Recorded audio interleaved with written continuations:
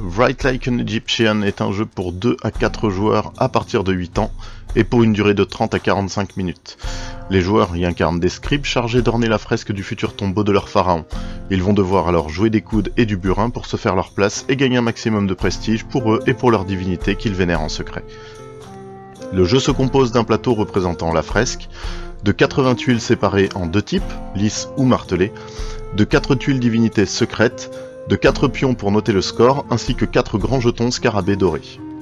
Je vais vous présenter ici un bref aperçu des règles du jeu.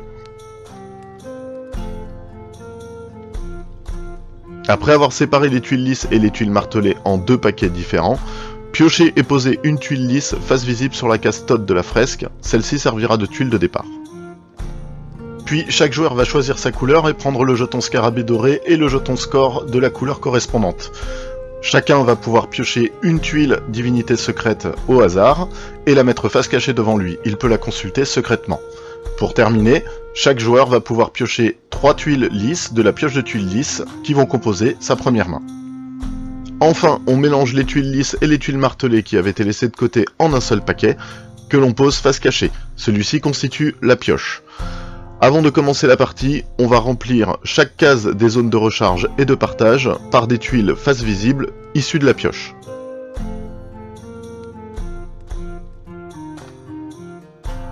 Lors de son tour, le joueur actif va devoir poser une tuile dans la fresque et marquer des points. Les règles de pose et les points marqués vont dépendre du type de tuile qu'il décide de jouer. Si le joueur joue une tuile lisse, celle-ci doit être posée dans une case vide de la fresque, adjacente à une tuile précédemment posée. Toutefois, il faut respecter l'ordre d'écriture, qui va de gauche à droite ou de haut en bas. Le joueur va alors marquer un point pour chaque paire de hiéroglyphes identiques qu'il a pu générer avec les tuiles lisses adjacentes. Puis, il va marquer de nouveau un point pour chaque autre divinité identique à sa tuile, située dans la même ligne et dans la même colonne que celle-ci.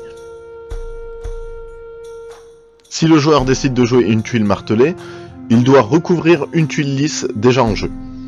Toutefois, la divinité indiquée sur la tuile martelée doit être différente de celle de la tuile lisse qui va être recouverte. De plus, une fois la tuile martelée en jeu, si d'autres tuiles martelées sont adjacentes, les jointures doivent correspondre parfaitement. Le joueur va alors marquer un point pour chaque autre tuile martelée adjacente à celle qu'il vient de jouer, puis de nouveau un point pour chaque divinité identique à sa tuile, dans la même ligne et dans la même colonne que celle-ci. Le joueur a toujours le choix de jouer une des 3 tuiles de sa main, ou la tuile disponible dans la zone de partage. En effet, cette tuile est disponible pour tous les joueurs. Avant ou après avoir joué sa tuile, le joueur peut utiliser son jeton scarabée doré pour verrouiller une zone de la fresque. Cela peut être une tuile de la zone de partage ou de recharge, une case vide de la fresque, ou même une tuile lisse déjà en jeu. Cette zone sera inaccessible pour les autres joueurs, tant que son jeton scarabée doré s'y trouvera. Au début de son prochain tour, le joueur pourra décider s'il veut retirer son jeton scarabée doré ou le laisser un tour supplémentaire dans la fresque. Dans ce cas, il devra le retourner sur sa face grise. Le joueur ne peut jamais remettre son scarabée doré dans la fresque dans le même tour où il l'a retiré. À la fin de son tour, si le joueur a moins de 3 tuiles en main, il va devoir recharger sa main. Pour ce faire, il peut soit prendre la première tuile de la pioche, ou n'importe quelle tuile disponible dans la zone de recharge.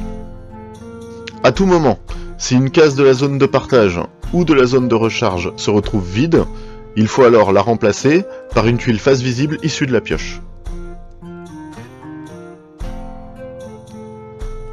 La partie prend fin lorsqu'il n'y a plus de case vide dans la fresque.